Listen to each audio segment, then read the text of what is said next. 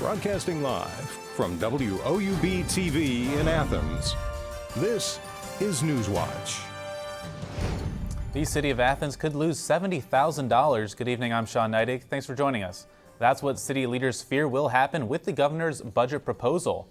The Athens City Council is opposing a plan by Governor John Kasich that will give the state the power to process city income tax returns. The city currently processes those returns. Under Kasich's plan, local businesses would have to go through a state representative to get their returns. City council members say that the plan will hurt the community. I feel that if the state takes over these business returns, that they'll probably take more control of what we're collecting. Meigs County commissioners also met with state representatives yesterday to discuss Governor Kasich's proposal to replace Medicaid managed care tax with a fee. The proposed cut would cost Meigs County more than $500,000. An Ohio lawmaker wants to change how students are punished for bad behavior. State Senator Peggy Lehner is proposing that students in third grade and below not be able to be suspended or expelled. Lehner says she wants teachers to be trained to de-escalate misbehavior instead of punishing kids. Education officials oppose a statewide ban, though. The Athens County Commissioners passed a resolution that will hopefully bring more attention to the struggles of people with disabilities. The month of March will be recognized as Disabilities Awareness Month in Athens. The Athens Developmental Disabilities Board is hoping that this will lead to increased exposure for the Disability Awareness Festival on March 21st in the Athens Community Center. And the city of Athens is closing a lane on Eden Place between Dalton and Jacobs tomorrow morning. The closure begins tomorrow at 8 in the morning and ends at 4 p.m. in the afternoon. The lane will be closed for the repair of a sewer lateral and it is recommended that people and motorists avoid the area. Due to the water main break emergency in Athens last week, the city is encouraging residents to sign up for emergency informational services. If registered, residents would receive text messages about road closures, boil orders, Athens Police Department updates, and more. Residents can visit the city website to find out directions on how to sign up on the homepage. In less than 24 hours, we will know who the new president of Ohio University is. After a long search, only one finalist remains, Dwayne Nellis, a former president at Texas Tech. Former Ohio University president Roger McDavis's last day as president of OU was last week after serving the university for more than 13 years. Ohio's Board of Trustees are meeting tomorrow at 10 a.m. on the Dublin campus to take their final vote.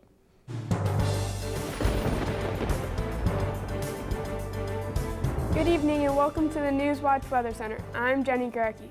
Today we started out with sunny skies, but in the early morning, then as the morning and into the early afternoon, clouds started to roll in thanks to a potential warm front that will move through, but I will get that to there later on in the show.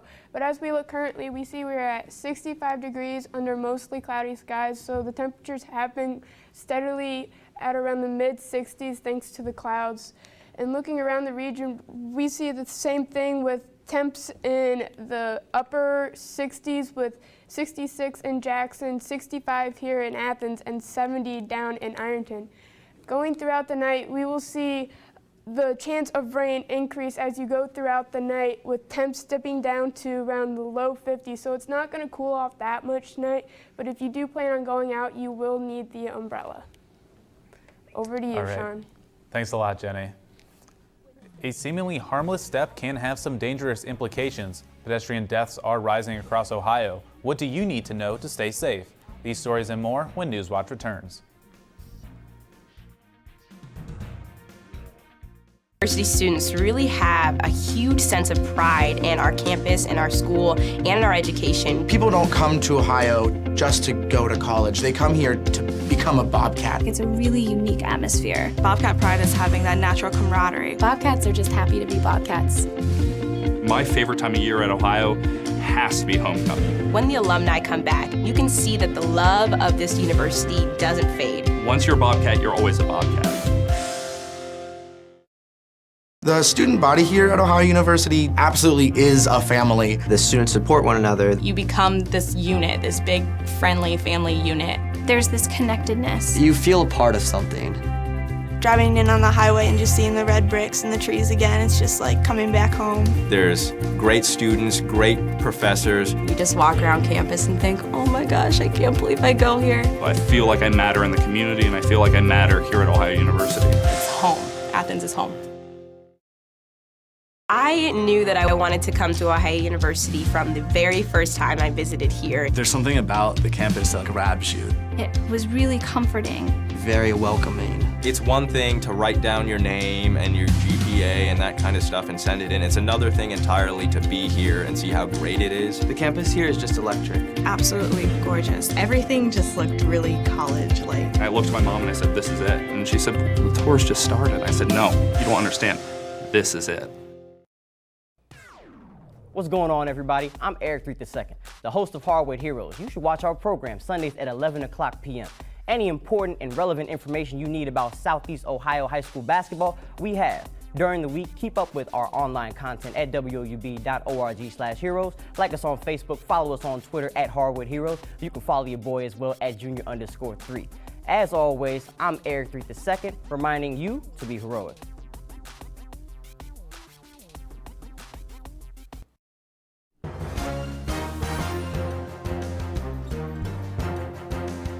Pedestrian deaths in Ohio have more than doubled, up 124% in just 1 year. But deaths are actually down here in Athens and in surrounding counties.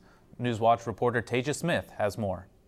Ohio University senior Megan Carbone recently witnessed a man being hit by a car outside her home. I got off my bed and went out there, and over the balcony we saw this man laying in the crosswalk, and he was just kind of not moving. He was like curled up in a ball, and there was some witnesses, and we saw like there was 2 fire trucks and an ambulance and some cop cars. We were just standing there with like our hands over our mouths because I'd never seen something like that before. Would never want to have anyone have to see that. It was like very scary. Unfortunately, Megan's story is not unique.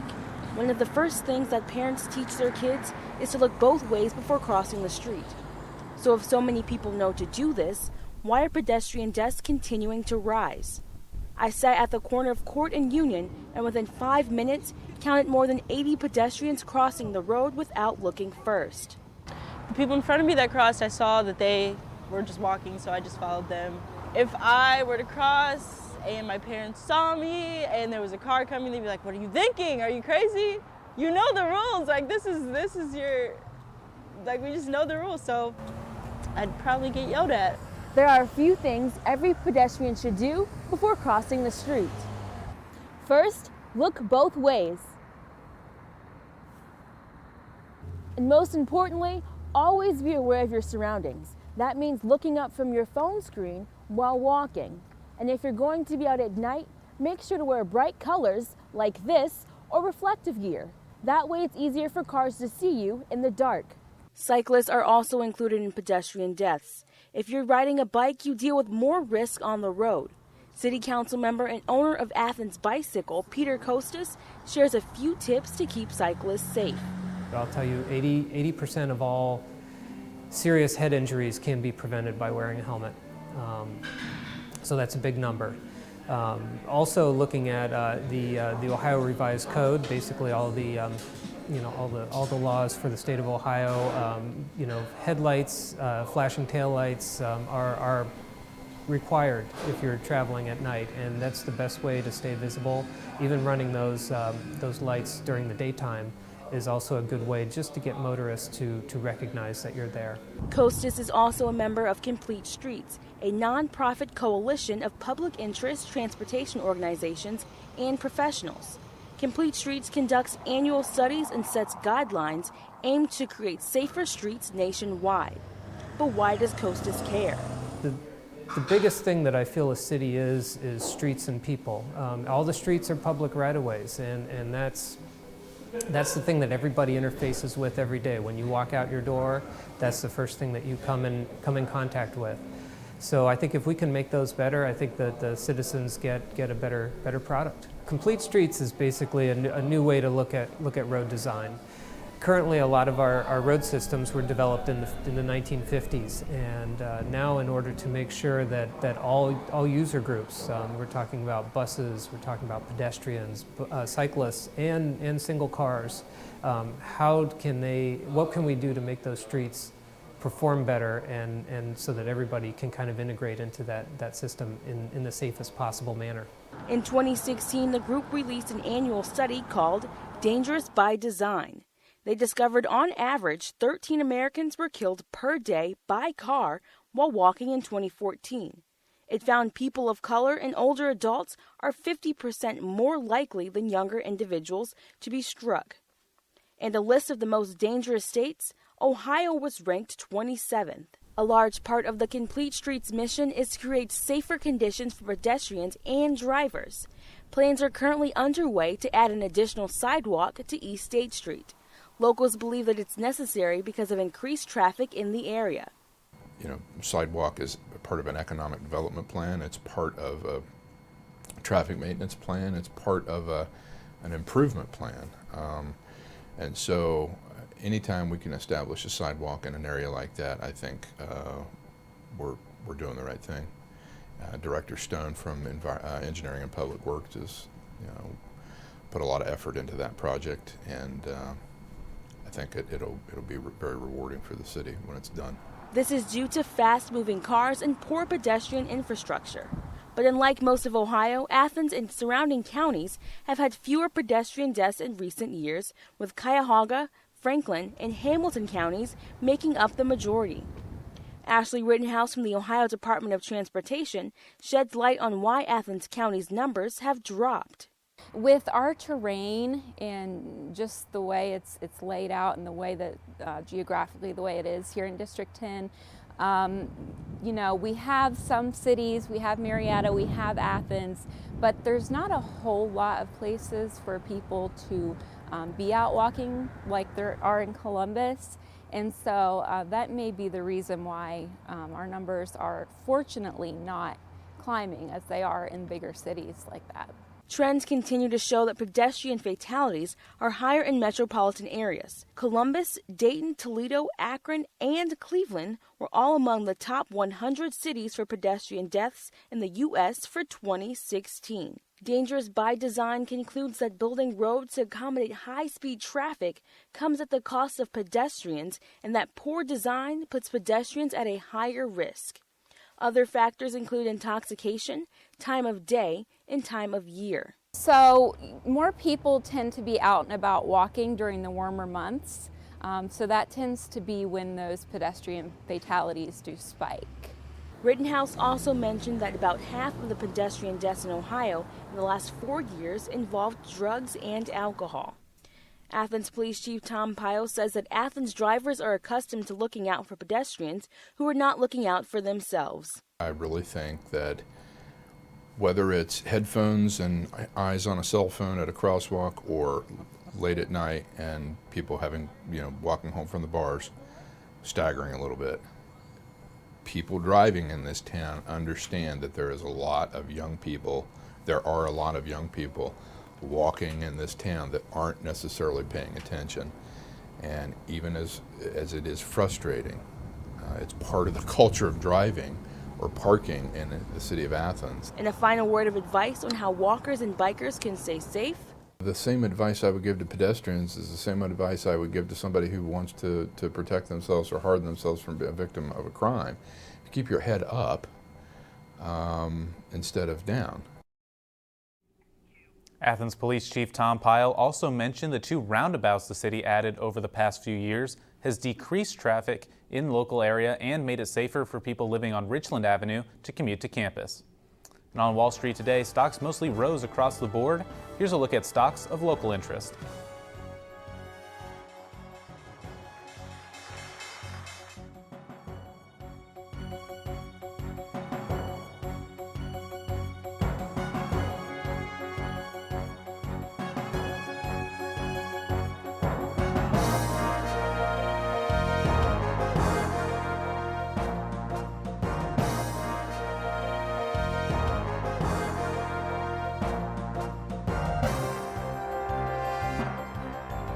New research shows that marijuana may help people struggling with opioid addiction. That story is still ahead.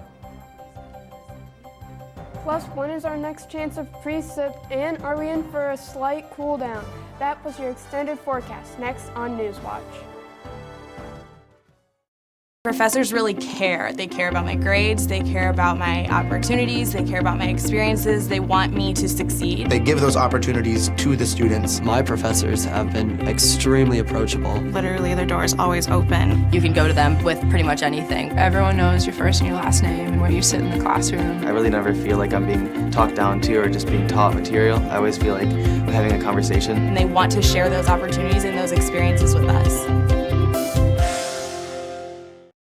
Ohio University students really have a huge sense of pride in our campus, in our school, and in our education. People don't come to Ohio just to go to college. They come here to become a Bobcat. It's a really unique atmosphere. Bobcat pride is having that natural camaraderie. Bobcats are just happy to be Bobcats.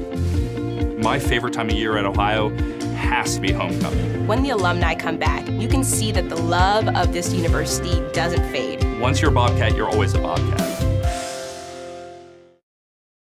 I knew that I wanted to come to Ohio University from the very first time I visited here. There's something about the campus that grabs you. It was really comforting. Very welcoming. It's one thing to write down your name and your GPA and that kind of stuff and send it in. It's another thing entirely to be here and see how great it is. The campus here is just electric. Absolutely gorgeous. Everything just looked really college-like. I looked at my mom and I said, "This is it." And she said, "The tour's just started." I said, "No, you don't understand. This is it." The student body here at Ohio University absolutely is a family. The students support one another. You become this unit, this big, friendly family unit. There's this connectedness. You feel a part of something. Driving in on the highway and just seeing the red bricks and the trees again, it's just like coming back home. There's great students, great professors. You just walk around campus and think, oh my gosh, I can't believe I go here. I feel like I matter in the community, and I feel like I matter here at Ohio University. It's home. Athens is home.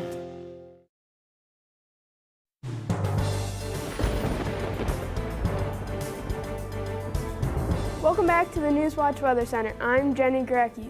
Today felt really nice. We did see the sun earlier on in the day, but clouds did move in. But we see a 65 degrees here currently in Athens thanks to the clouds that kept us a little cooler than maybe reaching 70 today. But winds are out of the southeast at 3 miles an hour. Around the region, we will see around the same idea, except we do have a little cold spot here in Chillicothe at 61. Otherwise, we are in the mid to upper 60s with 69 down here in Ripley as well as 70 in Ironton. We matched a record today. We had an official high of 71 today, matching the record during 1997 of 71, and we were 40 degrees above average, which it seems like the trend of breaking records is still continuing, as we did see a couple days in January where we did break records.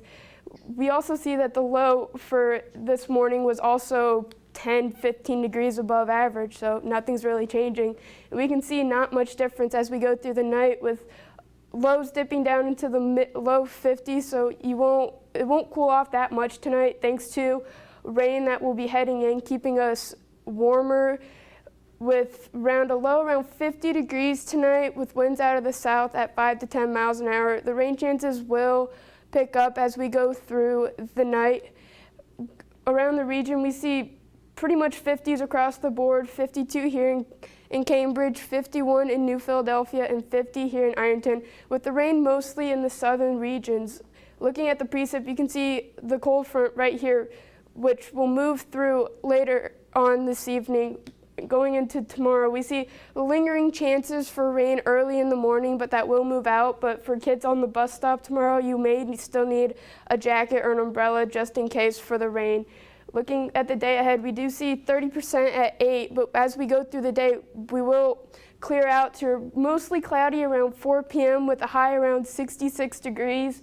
With mostly cloudy in the afternoon once the rain showers have moved out, with winds out of the south at 0 to 5 miles an hour. Across the region, we see the exact same highs in the mid to upper 60s, and we can see that trend still continue of warm weather as we go through the week ahead, with rain showers tomorrow as the warm front moves in, Going into Friday, we see 30% chance, which will increase as we go through Friday, but we will hit a high of 74 degrees on Friday. Get out and enjoy it. Over to you, Sean. All right, thanks a lot, Jenny. A new study indicates that marijuana may help people struggling with heroin addiction and other opioids. Kim Hutcherson has more in today's Health Minute. Cannabis may be a potential therapy for the treatment of opioid addiction. That's according to a recent review of studies that was published in the journal Trends in Neurosciences.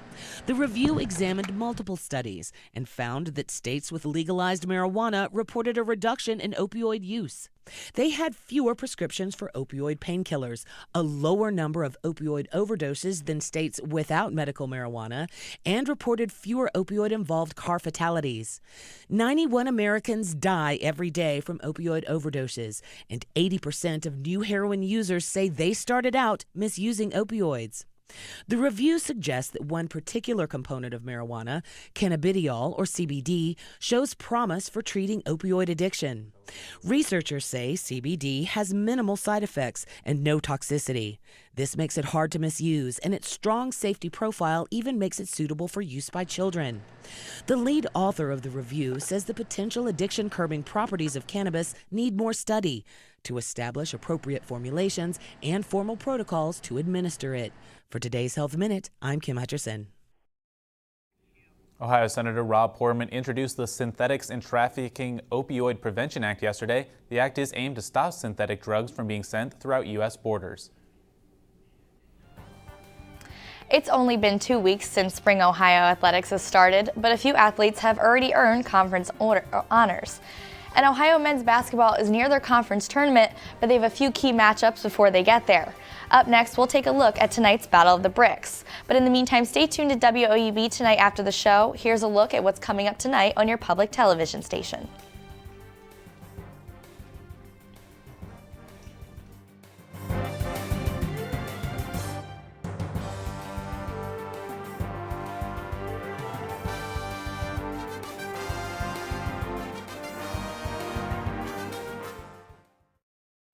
What's going on, everybody? I'm Eric II, the host of Hardwood Heroes. You should watch our program Sundays at 11 o'clock p.m. Any important and relevant information you need about Southeast Ohio high school basketball, we have. During the week, keep up with our online content at woub.org/heroes. Like us on Facebook, follow us on Twitter at Hardwood Heroes. You can follow your boy as well at junior_3. As always, I'm Eric II, reminding you to be heroic. Ohio University students really have a huge sense of pride in our campus, in our school, and in our education. People don't come to Ohio just to go to college. They come here to become a Bobcat. It's a really unique atmosphere. Bobcat pride is having that natural camaraderie. Bobcats are just happy to be Bobcats. My favorite time of year at Ohio has to be homecoming. When the alumni come back, you can see that the love of this university doesn't fade. Once you're a Bobcat, you're always a Bobcat.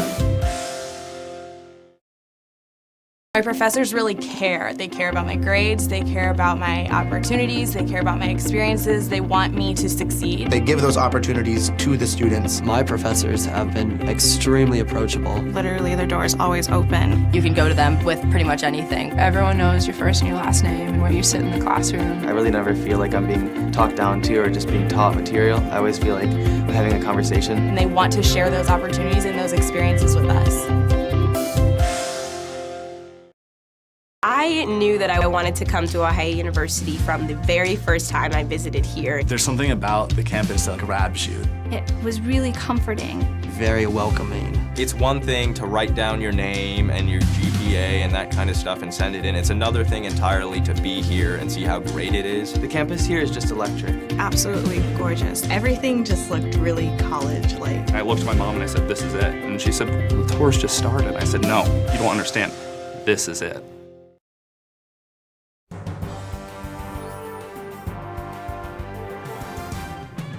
Welcome back to Studio B. I'm Abby Carnevale. Now we're only in week 2 of spring athletics here at Ohio University, but the Bobcats have hit the ground, or should I say diamond running. Just earlier today, Ohio softball's Madison Claytor was named Mid-American Conference East Player of the Week. This is coming right after a 4-win weekend here in Athens, taking 2 wins against Northern Illinois and Rutgers each. Claytor was the definition of clutch with a 3-run home run over the weekend, or 3 home runs over the weekend, one a grand slam and the other a game-tying 2-run knock. But Claytor wasn't the only Bobcat hitting bombs this weekend. Ohio baseball opened their season on Friday in Lexington, South Carolina, and redshirt junior Michael Klein was a powerhouse player for the green and white. Klein went 3 for 3 on Friday with a 3-run home run and matched it on Saturday with another home run and 3 hits against LaSalle. But get this, his primary position is starting pitcher, which is exactly what he did on Sunday when the Cats shut out Butler, striking out 5 in 4 innings. Because of his performance, he was named MAC East Player of the Week. Both Claytor and Klein were also named Ohio Scholar Athletes of the Week.